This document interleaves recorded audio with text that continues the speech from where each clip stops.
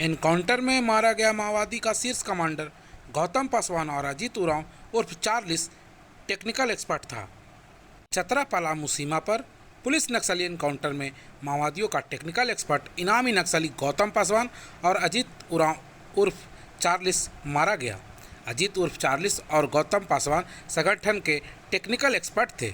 सोमवार को सुरक्षा बलों के साथ हुए मुठभेड़ में मारे गए 5 इनामी नक्सलियों में माओवादियों का शीर्ष कमांडर गौतम पासवान और अजीत उर्फ चार्लिस संगठन के टेक्निकल एक्सपर्ट थे। ये दोनों शीर्ष कमांडर माओवादियों के लिए नई नई तकनीक को विकसित किया करते थे। अजीत उर्फ चार्लिस माओवादियों के लिए इम्प्रोवाइज मिसाइल विकसित कर रहा था, जबकि झारखंड बिहार सीमा पर इसी ने माओवादियों के लिए रॉकेट लॉन्चर बनाया था। सुरक्षा बलों ने झारखंड बिहार सीमा पर लकरबंदा में जून 2022 में अभियान के दौरान बड़ा खुलासा किया था। सुरक्षा बलों को यह जानकारी मिली थी कि माओवादी इम्प्रोवाइज मिसाइल विकसित कर रहे हैं। सुरक्षा बलों को मौके से मिले दस्तावेज वीडियो ये जानकारी मिली थी कि अजीत उर्फ चार्लिस मिसाइल विकसित कर रहा है। मौके से सुरक्षा बलों को कुछ अवशेष भी मिले थे। अजीत का मिसाइल बनाने का टेस्ट फेल हो गया था। वह यूट्यूब और इंटरनेट के माध्यम से मिसाइल बनाने की कोशिश कर रहा था। संगठन को मजबूत व पुलिस को निशाना बनाने के लिए अजीत उर्फ चार्लिस आईडी लैंड माइंस के कई तरीकों को विकसित किया था। अजीत उर्फ चार्लिस लातेहार के बालूमाथ के नैना गांव का रहने वाला था। अजीत 8 वर्ष की उम्र में ही माओवादी दस्ते में शामिल हो गया। दस्ते में शामिल होने के बाद वह कभी वापस घर नहीं लौटा। माओवादी दस्ते में अजीत को तूफान जी चार्लिस उरांव के नाम से जाना जाता था। गौतम पासवान और अजीत ने मिलकर ही झारखंड बिहार पर लैंड माइंस की कई तकनीक को विकसित किया था। जून 2015-16 में औरंगाबाद गया सीमा पर माओवादियों के हमले में 10 कोबरा के जवान शहीद हुए थे। इस हमले के लिए गौतम और चार्लिस ने ही पूरे इलाके में लैंड माइंस लगाया था। चार्लिस और गौतम छत्तीसगढ़ तेलंगाना सीमा पर माओवादियों के लिए तकनीकी जानकारी का प्रशिक्षण लिया था।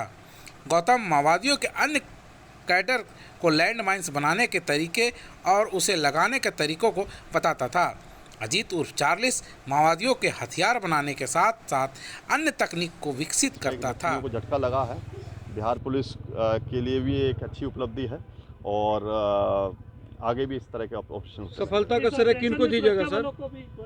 ये एक पूरा एक टीम एफर्ट होता है। सफलता किसी एक व्यक्ति की नहीं होती है। इसमें जो टेक्निकल इनपुट था वो एसपी चतरा का था और जो ऑपरेशनल प्लानिंग हुई है वो कोबरा 203 134 बटालियन पलामू से और जो अपने थाना लावालौंग थाने के पुलिसकर्मी और सब इंस्पेक्टर पुरस्कृत भी करेंगे क्या वो लोग? डेफिनेटली जो 60 लाख का जो ये टोटल अमाउंट है, इसमें जो टीम में जो लगे हुए हैं उसमें ये डिस्ट्रीब्यूट होगा और जो इसमें गैलेंट एक्ट जो हुआ है इसका भी प्रस्ताव हम लोग सरकार को भेजेंगे और इसमें आगे की सर, अभी कुछ दिन पहले प्रतापपुर में एक मुठभेड़ हुई थी जिसमें सीआरपीएफ के जवान निरंजन की शहादत हुई थी। हाँ। क्या माना जाए सर कि शहादत का बदला जवानों ने ले लिया? हाँ, डेफिनेटली जो अक्टूबर या दिसंबर के अंदर अक्टूबर के महीने में हमारे एक सिपाही जो सीआरपी हवलदार चितरंजन थे वो शहीद हुए थे और फिर इसमें चतरा पुलिस ने मुँह तोड़ जवाब दिया इसमें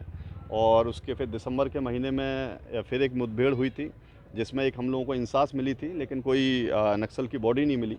उसके बाद जनवरी के अंदर फिर 28 जनवरी और 23 जनवरी को फिर दोबारा कांटेक्ट हुआ, उसमें भी हम लोगों को हथियार मिला था और एक मारा भी गया था। 28 जनवरी को भी एक नक्सल राजेश पहाड़ी परहिया उसको भी मार दिया था और उसके बाद ये 2 महीने के बाद फिर एक सफलता मिली है और इसमें ज़रूरी एक जोल्ट है ये नक्सल संगठन को जो लगा है और इसी तरह से हम लोग ऑपरेशन प्लान मोरल बूस्ट होगा सर इसमें डेफिनेटली जवानों का मोरल बूस्ट होगा और जो इसकी जो इसके कमेंडेशंस हैं और जो राशि है वो सभी में डिस्ट्रीब्यूट। सर, सफाया माना जाए नक्सलियों का?